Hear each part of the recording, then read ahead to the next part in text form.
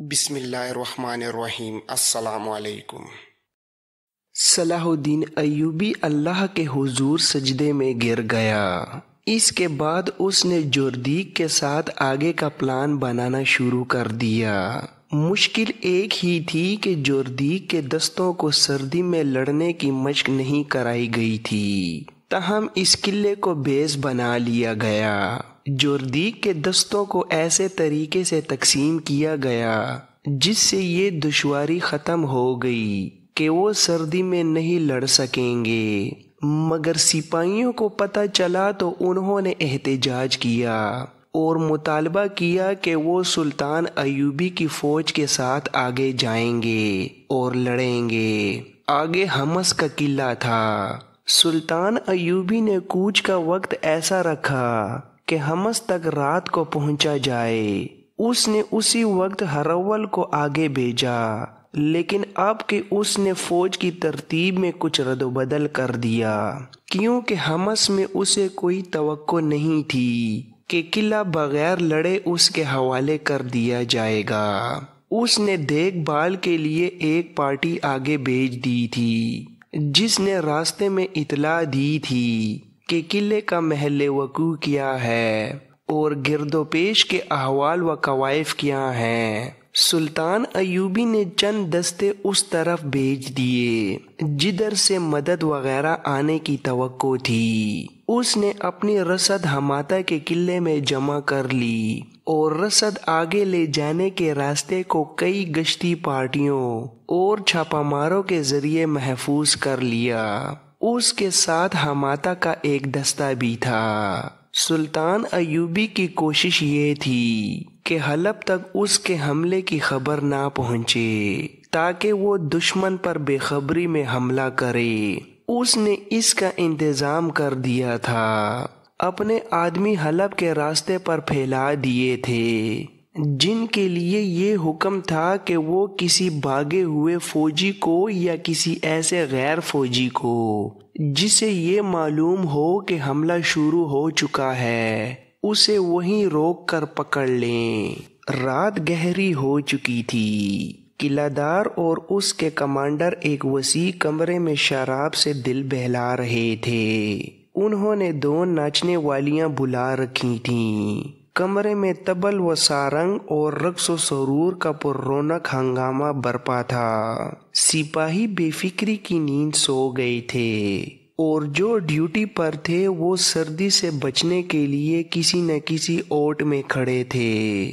رات یکبستہ تھی۔ کمانڈروں نے سب کو بتا رکھا تھا کہ سردیوں کے موسم میں جنگ کا کوئی خطرہ نہیں ہوتا۔ قلعہ دار نے شراب کا پیالہ اوپر کر کے کہا، ہم اسی لیے نور الدین زنگی کے مرنے کی دعائیں کرتے تھے کہ اسی دنیا میں جنت دیکھ لیں۔ اب صلاح الدین ایوبی آیا ہے، خدا اسے بھی جلدی اٹھا لے گا۔ ایک کمانڈر نے کہا، اسے ہم اٹھائیں گے، ذرا موسم کھل جانے دو۔ قلعے کی دیوار پر کھڑے ایک سنتری نے اپنے ساتھی سے کہا، وہ دیکھو آگ جل رہی ہے۔ اس کے ساتھی نے کہا، جلنے دو، کوئی قافلہ ہوگا۔ اتنے میں آگ کے 3-4 گولے ہوا میں بلند ہوئے جو قلعے کی طرف آئے اور ان دونوں سنتریوں کے اوپر سے گزر کر قلعے کے اندر جا گرے۔ ان کے پیچھے اور گولے آئے جو شعلوں کے گولے تھے، پھر کئی اور گولے آئے، ان میں سے کچھ سامان پر گرے اور آگ لگ گئی۔ نکارے اور گھڑیال بج اٹھے۔ قلعہ دار کی محفل میں ادھم برپا ہو گیا۔ سب دوڑتے قلعے کی دیوار پر گئے۔ ان پر تیروں کی بارش برسنے لگی۔ دروازے کے سنتریوں نے شور برپا کر دیا کہ دروازہ جل رہا ہے۔ سلطان ایوبی کے حملہ آور دستے نے دروازے پر آتشگیر مادہ پھینک کر آگ لگا دی تھی۔ چیخ چلا کر قلعے کے اندر کی فوج کو بیدار کیا گیا۔ قلعے سے بھی مزاحمت شروع ہو گئی، لیکن باہر سے اتنے تیر آ رہے تھے کہ سر اٹھانا محال ہو رہا تھا۔ سلطان ایوبی کی منجنیقوں نے قلعے کو جہنم بنا دیا تھا۔ قلعے کے کماندار چلا چلا کر اپنے سپاہیوں کا حوصلہ بڑھا رہے تھے۔ سپاہی اندھا دھند تیر چلا رہے تھے۔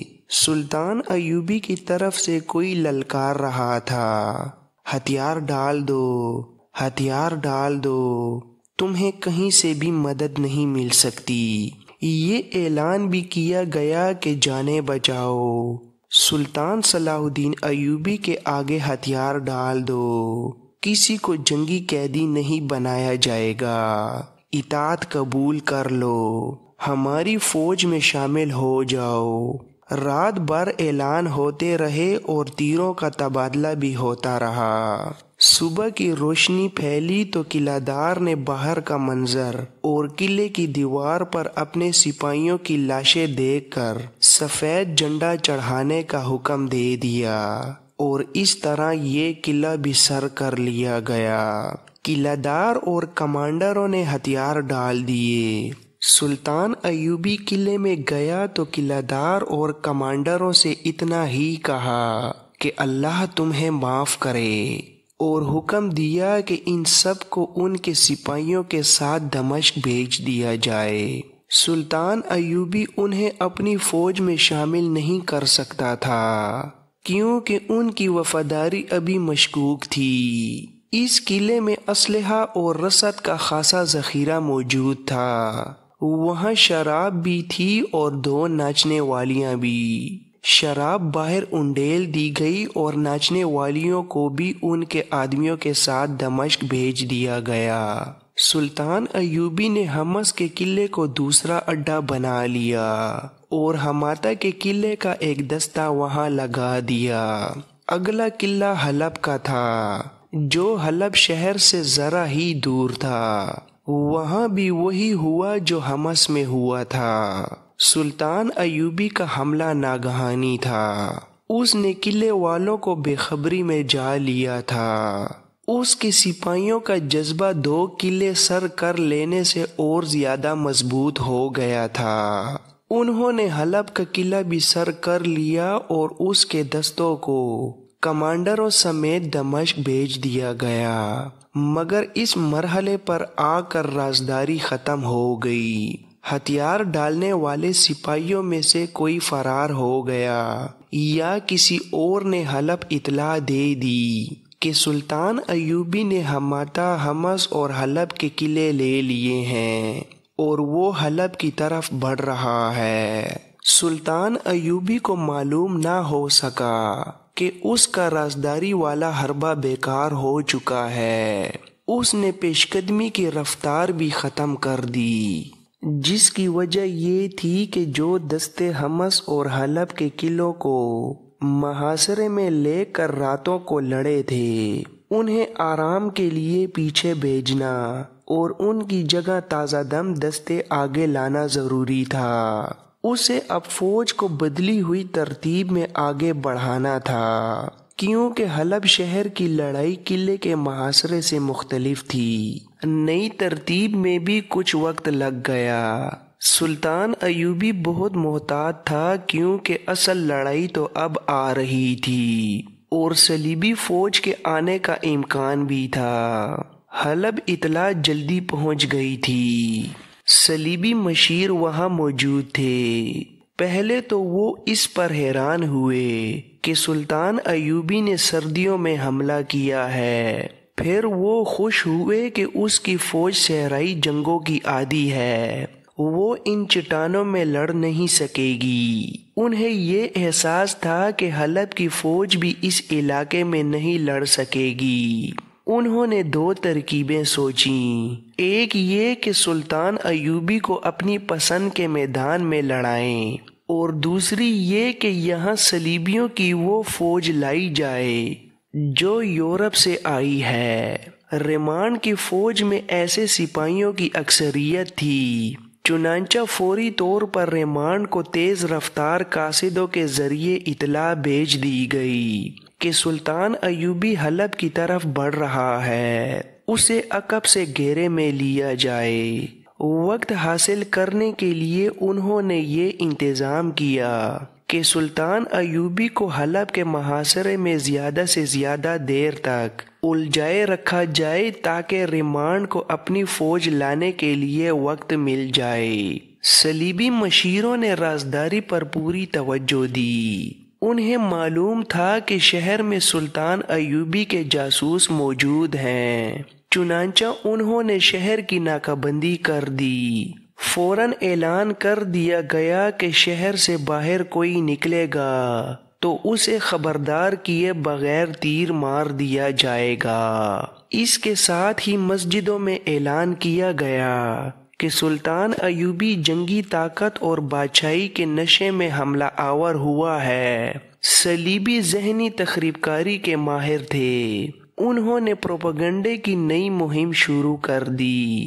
گھر گھر، گلی گلی، مسجد مسجد اس قسم کی افواہیں پھیلا دیں کہ سلطان ایوبی کی فوج جس شہر کو فتح کرتی ہے وہاں کی تمام لڑکیوں کو جمع کر کے آبروریزی کرتی ہے، شہر کو لوٹ کر آگ لگا دیتی ہے۔ سلطان ایوبی کے خلاف نفرت پیدا کرنے کا عمل تو 6 مہینوں سے جاری تھا۔ لوگوں میں سلطان ایوبی کے خلاف جنگی جنون پیدا کر دیا گیا تھا۔ آخر کار ان تازہ افواہوں نے لوگوں کو آگ بگولا کر دیا اور وہ مرنے مارنے کے لیے تیار ہو گئے۔ شہر کی ناکہ بندی نے سلطان ایوبی کے جاسوسوں کو بیکار کر دیا۔ انہوں نے شہر کے باشندوں میں جو قہر اور غضب دیکھا اس کے سامنے وہ بھی بے بس ہو گئے۔ ایک جاسوس شہر سے نکلنے کی کوشش میں مارا بھی گیا تھا۔ وہ سلطان ایوبی کو اطلاع دینا چاہتا تھا کہ شہر کی کیفیت کیا ہے اور وہ کسی خوش فہمی میں مبتلا ہو کر نہ آئے۔ جاسوس نے سرپٹ گھوڑا بگایا مگر 2 تیروں نے اسے گرا دیا تھا۔ جاسوسوں کے کمانڈر نے، جو عالم کے بحروب میں تھا، شہریوں میں صلیبی پروپیگنڈے کے خلاف مہم چلائی، مگر اس کے آدمیوں نے جہاں بھی بات کی وہاں منہ کی کھائی۔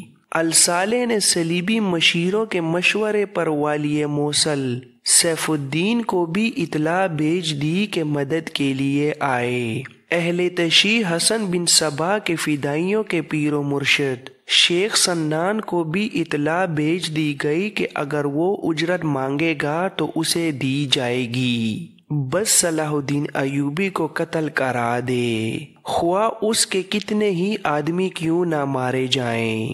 شیخ سنان کا ایک حملہ ناکام ہو چکا تھا جو اس نے سلطان ایوبی کے ایک محافظ پر نشہ طاری کر کے اس سے کرایا تھا۔ اب اس نے ان فدائیوں کو بلایا جو زندگی اور موت کو کچھ سمجھتے ہی نہیں تھے۔ وہ برائے نام انسان تھے۔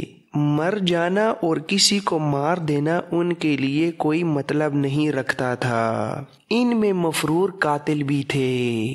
شیخ سنان نے انہیں کہا کہ انہیں منہ مانگی اجرت ملے گی اگر وہ سلطان ایوبی کو قتل کر دیں۔ ان میں سے 9 آدمی تیار ہو گئے۔ الصالح کے حامیوں میں سے سب سے زیادہ کینہ پرور اور شیطان فطرت آدمی گمشتگین تھا، جسے گورنر کا درجہ حاصل تھا۔ وہ بظاہر سلطان ایوبی کے خلاف تھا مگر وہ دوست کسی کا بھی نہیں تھا۔ الصالح کو خوش کرنے کے لیے اس نے اس کی حمایت کی اور صلیبیوں کے ساتھ دوستی کا اظہار اس طرح کیا کہ اس کے قلعے میں بہت سے صلیبی جنگی قیدی تھے، ان سب کو رہا کر دیا۔ اب حلب کی اس اطلاع پر کہ سلطان ایوبی کی فوج آ گئی ہے، اس نے اپنی فوج بھیج دی اور خود بھی لڑنے کا وعدہ کیا۔ یہ ایک طوفان تھا جو سلطان ایوبی کے خلاف اٹھ کھڑا ہوا۔ اتنے زیادہ دشمنوں کے مقابلے میں اس کی نفری تھوڑی تھی، اور اب اس کے جاسوس بیکار ہو جانے کی وجہ سے اسے پتہ ہی نہیں چل رہا تھا کہ دشمن کے کیمپ میں کیا ہو رہا ہے۔ وہ ابھی تک اس خوش فہمی میں مبتلا تھا کہ وہ حلب والوں کو بے خبری میں جا لے گا۔ تاہم وہ معمولی قسم کا جنگجو نہیں تھا، اس نے عقب اور پہلوؤں کی حفاظت کا انتظام کر رکھا تھا۔ اس نے کم سے کم تعداد سے حملہ کرنے کا فیصلہ کیا۔ اس کے دیکھ بھال کے دستے آگے چلے گئے۔ آگے علاقہ چٹانی، پتھریلا اور نشیب و فراز کا تھا، اور راستے میں ایک درمیانہ سا دریا بھی تھا۔ جنوری سن 1175 کا مہینہ شروع ہو چکا تھا۔ سردی اور زیادہ بڑھ گئی تھی۔ سلطان ایوبی نے فوج کی 1/4 نفری حملے کے لیے منتخب کی۔ محفوظہ میں اس نے زیادہ دستے رکھے۔ اس نے جب پیش قدمی کی تو دیکھ بھال کرنے والے دستوں نے اطلاع دی کہ دریا کے اس طرف ایک وسیع و عریض نشیب ہے، وہاں دشمن کی فوج تیاری کی حالت میں موجود ہے۔ یہی وہ مقام تھا جہاں سے دریا عبور کیا جا سکتا تھا۔ سردیوں کے موسم میں دریا میں پانی گہرا نہیں تھا۔ اس مقام پر پہاڑ پھیل جانے سے پانی اور بھی کم تھا۔ گھوڑے اور انسان آسانی سے گزر سکتے تھے۔ یہیں دشمن نے اپنی فوج پھیلا رکھی تھی۔ سلطان ایوبی کو بتایا گیا کہ رات کو اس فوج کے چند ایک سنتری بیدار ہوتے ہیں اور دن کے دوران گشتی پارٹیاں ہر طرف گھومتی پھرتی رہتی ہیں۔ اس اطلاع سے شک ہوا کہ حلب والوں کو اس کی آمد کی اطلاع مل گئی ہے اور وہ انہیں بے خبری میں نہیں لے سکے گا۔ اس نے دیکھ بھال کے لیے اس مقام سے دور کے علاقے میں اپنے آدمی بھیجے تاکہ معلوم کیا جا سکے کہ دریا کسی اور جگہ سے عبور کیا جا سکتا ہے یا نہیں۔ اس کے ساتھ ہی اس نے یہ فیصلہ کیا کہ وہ نشیب میں دشمن کی فوج کو دھوکہ دے کر حملہ اور پیش قدمی اسی طرح سے کرے گا۔ اس نے اسی رات چھاپہ مار روانہ کر دیے۔ اس کا اپنا ہیڈ کوارٹر وہاں سے 5-6 میل دور تھا۔ دریا کے کنارے دشمن کی جو فوج تھی وہ بھی اس خوش فہمی میں مبتلا تھی کہ اتنی یک بستہ راتوں میں حملہ نہیں ہو سکتا۔ نصف شب کے قریب سپاہی خیموں میں دبکے پڑے تھے۔ کمانڈر بے خبر سو رہے تھے، صرف سنتری جاگ رہے تھے۔ ایک سنتری سردی میں کانپتا کھڑا تھا۔ اچانک پیچھے سے کسی نے اس کی گردن دبوچ لی۔ یہ سلطان ایوبی کے 2 چھاپہ مار تھے۔ وہ سنتری کو اٹھا کر لے آئے اور اس سے پوچھا کہ گھوڑے کہاں بندھے ہوئے ہیں۔ اس کے سینے پر 2 تلواروں کی نوکیں رکھی ہوئی تھیں۔ سنتری کو معلوم تھا کہ یہ سلطان کے سپاہی ہیں۔ اس نے ان سے التجا کی کہ میں تمہارا مسلمان بھائی ہوں، یہ بادشاہوں کے جھگڑے ہیں، ہم ایک دوسرے کا خون کیوں بہائیں؟ اس نے بتایا کہ گھوڑے ایک جگہ نہیں بندھے ہوئے، چونکہ فوج تیاری کی حالت میں ہے، اس لیے گھوڑے سواروں کے خیموں کے ساتھ 2-2 3-3 کر کے بندھے ہوئے ہیں۔ چھاپہ مار اسے اس کے کیمپ کے قریب لے گئے اور پوچھا دستوں کے کمانڈر کہاں ہیں۔ اس نے اندازہ کر کے ان خیموں کی سمتیں بتا دیں۔ اسے ساتھ ہی پیچھے لے آئے اور اسے کہا کہ یہاں کھڑے رہو اور تماشا دیکھو۔ وہاں چھوٹے سائز کی ایک منجنیق رکھی تھی، اس میں چھاپہ ماروں نے ایک ہانڈی سی رکھی۔ 4 آدمیوں نے اسے پیچھے کھینچا اور چھوڑ دیا۔ ہانڈی غلیل کی طرح اڑ گئی۔ دوسری ہانڈی کسی اور طرف پھینکی گئی، پھر 2 اور پھینکی گئیں۔ یہ سب دشمن کے کیمپ میں گریں۔ سنتریوں نے کون ہے کی صدائیں لگائیں۔ کہیں سے جلتے ہوئے فلیتوں والے تیر آئے جو زمین پر لگے۔ ہانڈیاں وہیں گر کر ٹوٹی تھیں۔ ان کے اندر سے سیال مادہ نکل کر بکھر گیا تھا۔ تیروں کے فلیتوں نے اسے آگ لگا دی۔ 2 خیموں کو بھی آگ لگ گئی۔ زمین شعلے اگل رہی تھی۔ کیمپ میں بگدڑ مچ گئی۔ گھوڑے رسیاں توڑانے لگے۔ سپاہی اٹھ کر ادھر ادھر دوڑے تو چھاپا ماروں نے تیر برسانے شروع کر دیے۔ یہ خیمہ گاہ 1 میل سے زیادہ لمبے چوڑے علاقے میں تھی۔ اس سے پہلے کہ کمانڈر جوابی کارروائی کرتے، چھاپا مار تباہی مچا کر غائب ہو چکے تھے۔ صحرا بھی نیم تاریک تھی۔ کیمپ کی حالت خاصی بری تھی۔ آگ نے بھی نقصان کیا تھا، لیکن چھاپا ماروں کے تیروں سے اور بھٹکے ہوئے گھوڑوں تلے آ کر بہت سے سپاہی ہلاک اور زخمی ہوئے تھے۔ سحر تک انہیں اٹھاتے اور سنبھالتے رہے۔ اچانک ایک طرف سے کسی نے چلا کر کہا، ہوشیار ہوشیار! ایک بار پھر قیامت آ گئی، مگر اب کے بار چھاپا مار نہیں تھے۔ یہ سلطان ایوبی کے ایک دستے کا باقاعدہ حملہ تھا۔ دشمن اس جگہ ہر لمحہ تیاری کی حالت میں رہتا تھا، لیکن رات کو چھاپا مار اس کی حالت ایسی بدل آئے تھے کہ تیاری ختم ہو گئی تھی۔ دشمن کے سپاہیوں نے جم کر لڑنے کی بہت کوشش کی، لیکن ان کے پاؤں جم نہ سکے، کیونکہ سلطان ایوبی ان کا دم خم پہلے ہی ختم کرا چکا تھا۔ پھر بھی دونوں فریقوں کا خاصا نقصان ہوا۔ دشمن کے سپاہی پسپا ہونے لگے۔ کمانڈروں نے انہیں بہت للکارا، مگر دوسری طرف کی للکار ان کے لڑنے کے جذبے کو تباہ کر رہی تھی۔ سلطان ایوبی کے سپاہی ان پر چلا رہے تھے، تم کافروں کے دوست ہو، اللہ ہمارے ساتھ ہے، اپنا حشر دیکھو، تم پر اللہ کا قہر نازل ہو رہا ہے۔